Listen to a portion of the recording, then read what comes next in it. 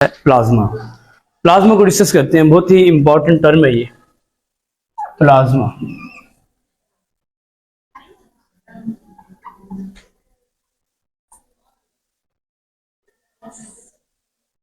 देखिए चैप्टर मैंने जब स्टार्ट किया था मैंने कहा there are 4 states of matter, solid, liquid, gas and plasma.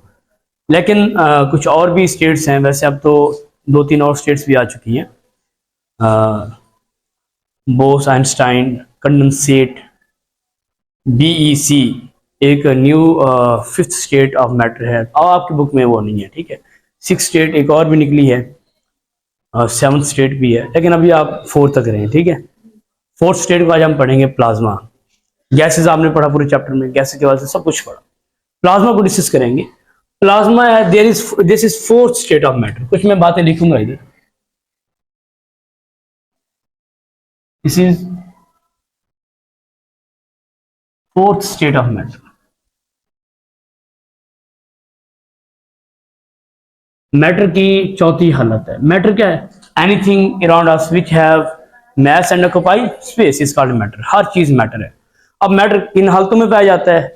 Gases में, सॉलिड में, लिक्विड में और प्लाज्मा की हालत में। कुछ और स्टेट्स भी हैं जो हमने अभी इस आपकी क्लास में नहीं पढ़ी। अब कैफे क्लास है तो 4th स्टेट मैटर है। इसको किसने दरियाफ्त किया? सर विलियम क्रॉक, एक साइंटिस्ट था, इंग्लिश साइंटिस्ट था, Sir William Crookes discovered this state। State को सर विलियम क्रॉक ने डिस्कवर किया। तो इसको तो हम सबसे पहले ना डिफाइन कर लेते हैं, उसके बाद इसको पढ़ते हैं ये बनती कैसे। Definition.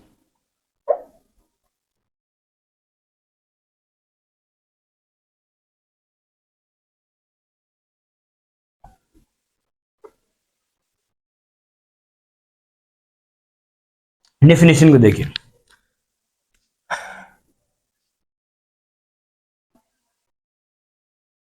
The mixture of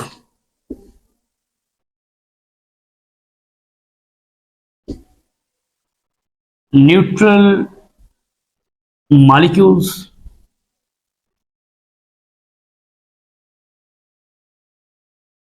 ions and electrons। Mixture of neutral molecules, ions, electron, 3 चीजों का मिक्सचर है at super temperature is called plasma. इसको हम प्लाज्मा कहते हैं। देखिए इसकी डेफिनेशन सबसे पहले देख लें आप, उसके बाद हम इसके बारे में पढ़ते हैं। ये मिक्सचर है 3 चीजों का।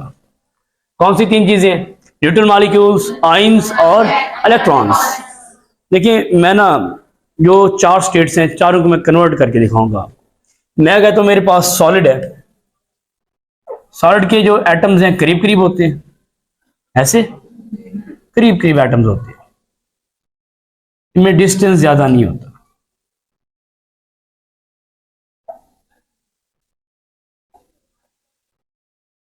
अगर हम सॉलिड को हीट करते हैं, हम टेम्परेचर देते हैं। मैं सॉलिड को करता हूं हीट, ठीक है, बर्नर लगाया हुआ है।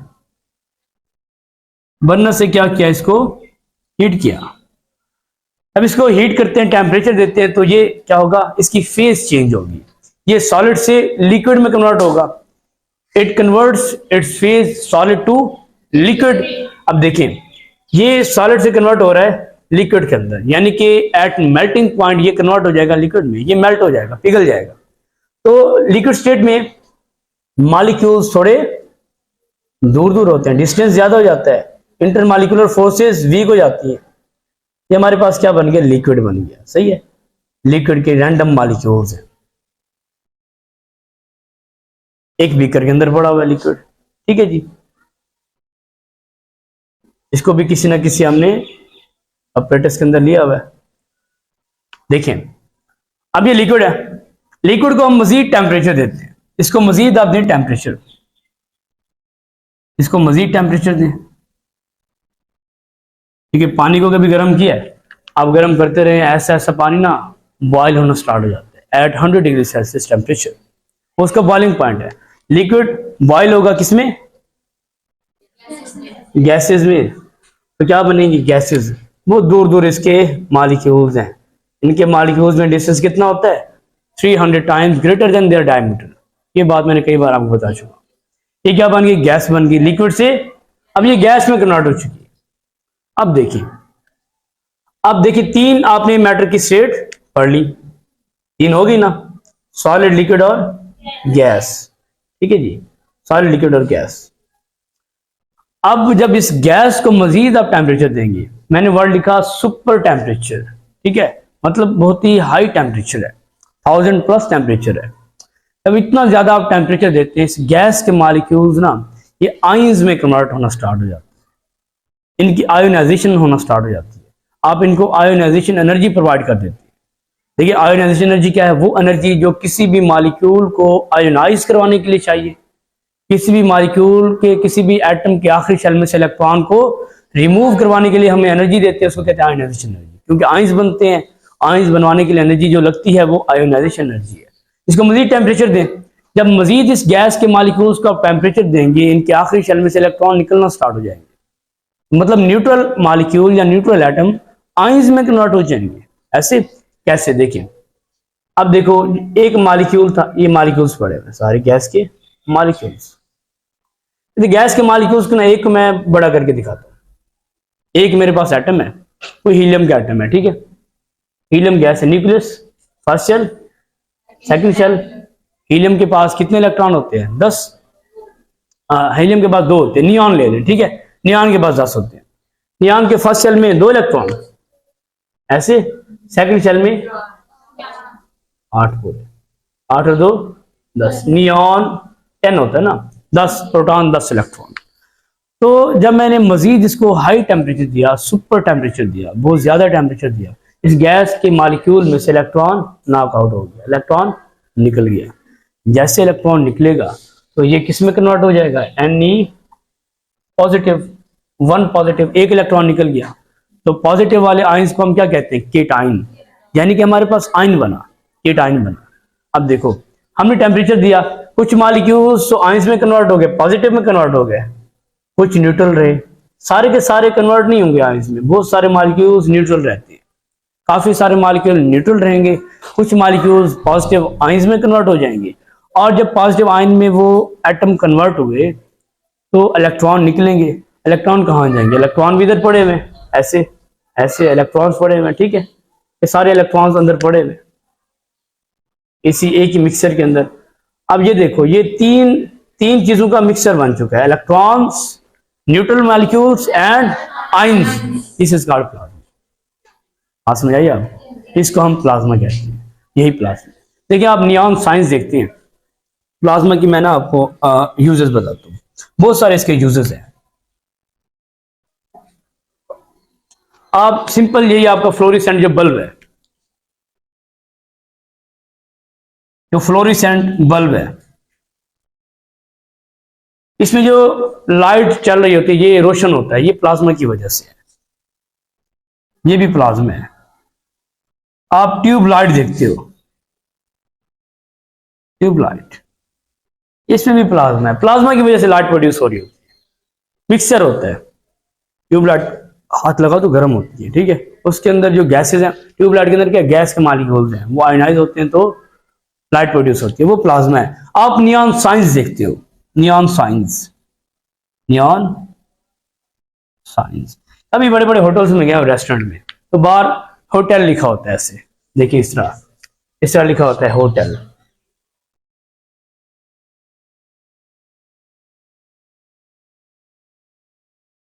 होटल ही स्पेलिंग है, HOTEL।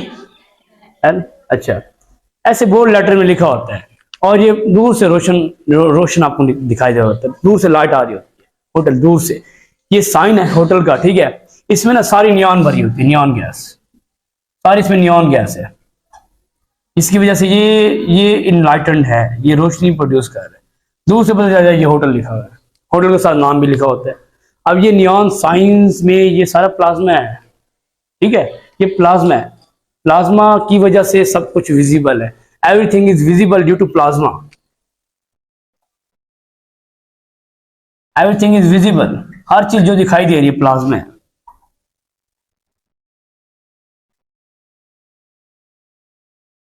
प्लाज्मा देखिए, आपके स्टार्स हैं, मिल्की वे गैलेक्सी है, वो सारे प्लाज्मा है। आपका सूरज है, सन, ये सब कुछ प्लाज्मा है, सब प्लाज्मा है। देखिए आपने सुना होगा जब क़यामत आएगी तो जो सूरज होगा वो सवा नेज़े के फासले पे होगा, ठीक है, तो सब कुछ दरम बरम हो जाएगा, सब कुछ खत्म हो जाएगा, रुई की तरह, कुरान मजीद में लिखा है रुई की तरह सब कुछ उड़ना स्टार्ट हो जाएगा, हार्ड रुई की तरह। इसके पीछे साइंस क्या कहती है? कहते हैं जब सूरज इतना करीब आएगा, ठीक है, इतना ज़्यादा टेम्परेचर मिलेगा, इतना ज़्यादा टेम्परेचर, इतना ज़्यादा कि 1000 नहीं लाखों डिग्री सेंटीग्रेड टेम्परेचर होगा, तो हर चीज़ गैस में कन्वर्ट हो जाएगी, ठीक है, हर चीज़ गैस में कन्वर्ट, गैस बन जाएगी, सब कुछ वेपर्स बन जाएंगे, पूरी दुनिया के वेपर्स। वेपर्स, मजीद टेम्परेचर मिलेगा, सूरज इतना करीब होगा, मजीद टेम्परेचर मिलेगा, मजीद जब टेम्परेचर मिलेगा वो प्लाज्मा में कन्वर्ट हो जाएगी, सब कुछ प्लाज्मा बन जाएगा। जैसे कि हमारे स्टार्स हैं, ठीक है, रोशन हो रहे हैं, वो सारा प्लाज्मा है। Plasma is a mixture of neutral molecules, ions and electron.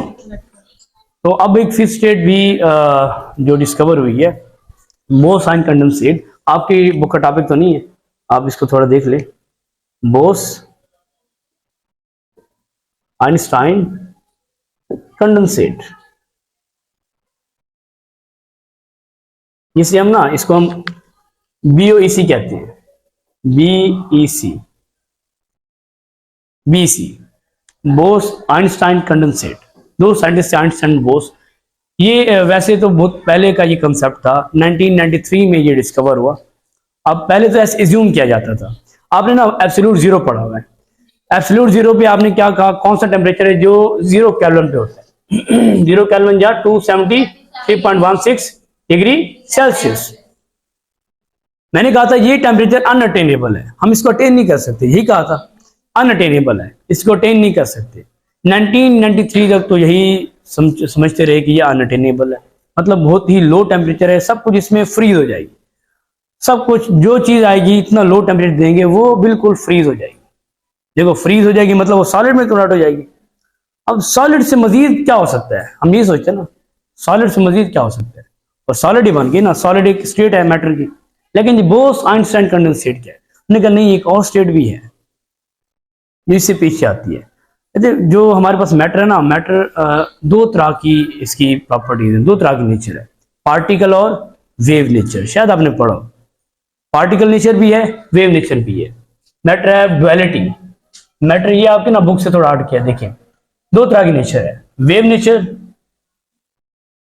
और पार्टिकल नेचर। देखिए पार्टिकल नेचर तो हम कब से पढ़ रहे हैं कि इस तरह पार्टिकल्स की फॉर्म में मैटर है। वेव नेचर क्या है, ऐसे ऐसे वेव्स, ठीक है, ये वेव नेचर है। कहते हैं इससे जो हम इतना ज्यादा लो टेम्परेचर देते हैं, इतना लो टेम्परेचर, ये क्वांटम केमिस्ट्री में आता है, क्वांटम मैकेनिक्स में, कि जो मैटर की वेव नेचर है, हम वेव नेचर को फिर स्टडी करते हैं। वेव नेचर के वजह से उसकी वेव्स भी कंडेंस हो जाती है, उसकी वेव्स भी रुक जाती है। उस हालत, हम वेव नेचर को जब हम कंसीडर करते हैं, उस हालत में हम देखते हैं 0 केल्विन के ऊपर या -273 डिग्री सेल्सियस के ऊपर जब हम किसी भी मैटर को देखते हैं, हम कहते हैं ये बोस आइंस्टाइन कंडेंसेट की हालत में है, ठीक है, ये एक न्यू स्टेट है। अभी आप प्लाज्मा तक ही रहे, ये आप जनरल नॉलेज में रखें कि बोस आइंस्टाइन कंडेंसेट भी एक स्टेट है। वैसे दो और भी स्टेट आ चुकी हैं, 7 स्टेट्स अब इस टाइम हो चुकी है मैटर की।